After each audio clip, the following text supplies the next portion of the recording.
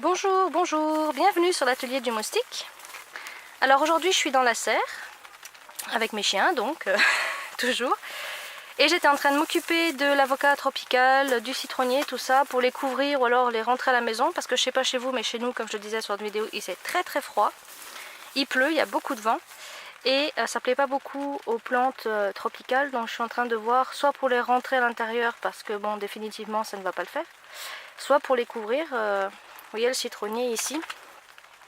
J'ai pas trop envie de le rentrer le citronnier parce que comme vous le voyez il y a des branches qui sont complètement mortes. C'est dû à l'hivernage à l'intérieur de la maison, ça lui avait pas du tout plu. Et là ça me ferait trop de la peine de le rentrer. Donc je vais essayer simplement de le laisser en serre, donc dans la serre. J'ai une serre tunnel, vous voyez. Toute simple, pas très très grande. Mais c'est suffisant peut-être pour le protéger, protéger du froid. Et donc en m'occupant de ça, je suis tombée sur mon curcuma. Alors curcuma qui avait pas mal jauni, qui... je sais pas, qui allait pas trop bien à un moment donné. Et puis là il a bien repris, il fait même des nouvelles pousses ici, là. Et surtout, super surprise pour moi aujourd'hui, cette fleur.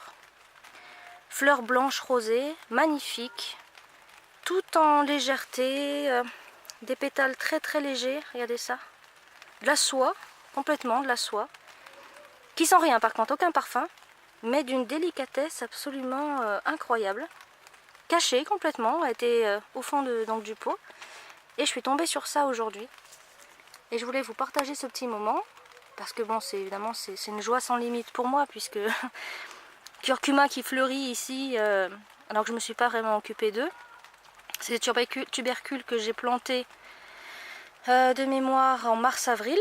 Et puis après je les ai mis dehors dans la serre, enfin ils ont fait leur vie, un petit peu comme tout ce qui était dans la serre. Et là franchement je suis super contente quoi. Je sais même pas ce que ça va donner. Mais là je suis super ravie. Donc ces curcuma-là ne seront pas récoltés cette année évidemment. Ils vont rester au moins 3 ans en pot, comme le gingembre d'ailleurs, je ne vais pas les récupérer cette année.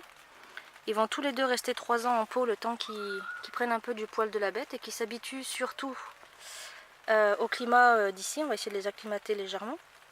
Mais alors ça c'est un super cadeau. J'ai jamais eu de curcuma qui ont fleuri. Moi je pensais que la fleur était rouge, mais bah écoutez là elle est blanche. Peut-être la variété qui fait ça. Mais voilà, je voulais partager cette surprise magnifique. Je suis super contente. Un petit rayon de soleil dans ce temps un peu gris en ce moment là.